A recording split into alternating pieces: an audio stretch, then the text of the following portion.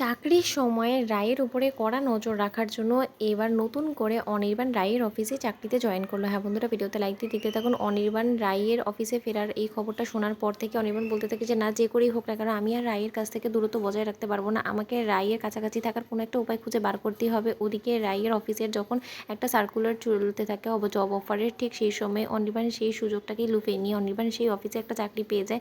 আর যেদিন রায় সেই অফিসে গিয়ে ওঠে, ঠিক সেই সময় অনির্বাণ ছদ্মবেশ ধারণ করে রায়ের আশপাশেই একটা সিট নিয়ে ওর সাথে নর্মাল স্টাফের মতন বিহেভ করা শুরু করে দেয়। ঠিক সেই সময় অনির্বাণ যখন রায়ের দিকে অবাক দৃষ্টিতে তাকিয়ে থাকে, ঠিক সেই সময় রায়ের বলতে থাকে যে আচ্ছা এই লোকটা কে বলো তো, ও কবে থেকে আমাদের অফিসে জয়েন করলো। তখন রায়ের অন্যান্য স্টাফরা এমপ্লয়িরা বলতে থাকে যে আমরা তো সেটা জানি না, বস ভালো করে বলতে পারবে, আসলে আমরাও ওনাকে এই কদিন ধরেই দেখছি। তখন এই কথা বলা মাত্র অনির্বাণের সন্দেহ হয়, যে অনির্বাণ ভাবতে থাকে যে না, রায়ের হয়তো আমার উপরে সন্দেহ হয়ে যেতে পারে। এরকম করে আমি যদি রায়ের দিকে এক দৃষ্টিতে তাকিয়ে থাকি, তার থেকে বরঞ্চ ভালো যে আমি রায় থেকে একটু হলেও নিজের দূরত্বটা বজায় রাখার চেষ্টা করি। ওদিকে রায় যখন বারবার করে স্ট্রেস নিতে থাকে কাজে, ঠিক সেই সময় অনির্বাণ বলতে থাকে যে রাই, তুমি একটা কাজ করো, আর স্ট্রেস নিও না, তুমি বরঞ্চ এখন রেস্ট করো, দাও না হয় তোমার ভাগের কাজটাও আমি করে দিই। তখন এই কথা বলা মাত্র রাই বলতে থাকে যে আমি অসুস্থ সেটা আপনাকে কে বললো বলুন তো, আপনি তো এই সবে জয়েন করেছেন তাই না, এরই মধ্যে আপনি আমার সম্পর্কে এত কিছু জেনে গেলেন। তখন এই কথা বলা মাত্র অনির্বাণ নামতামতা করতে থাকে আর বলতে থাকে যে রাই, তোমার খুঁটিনাটি থেকে শুরু করে সব কিছুই আমি জানি, কিন্তু এখন হয়তো বা তুমি আমাকে চিনতে পারছো না, কারণ আমি তো তোমার খুব কাছের মানুষ, কিন্তু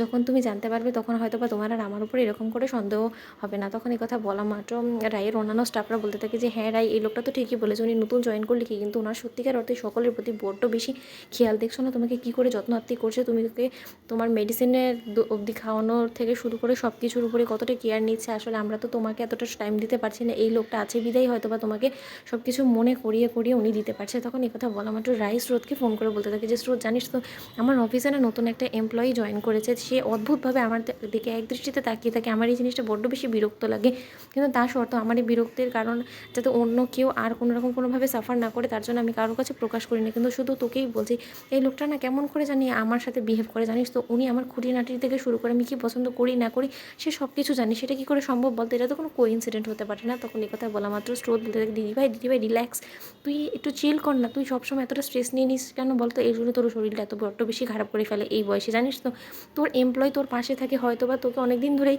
চেনে বা তোকে ফলো করে, হয়তো বা তার জন্যই সে তোর সব খুঁটিনাটি জানে, তাই হয়তো বা তোর প্রতি এতটা কনসার্নেস দেখাচ্ছে। তুই এসব নিয়ে একদম বিরক্ত হোস না। তো এত বিরক্ত হওয়ার কী আছে বলতো, আমার কলেজেও তো এরকম অনেক মানুষই আছে যারা কিনা আমার নিজের থেকে আমাকে বেশি ভালো জানে, তাহলে তাই তাই বলে আমি তাদের উপরে সন্দেহ করবো বলতো, সেরকম কোনো কিছু না, তুই একটু রিল্যাক্স থাক।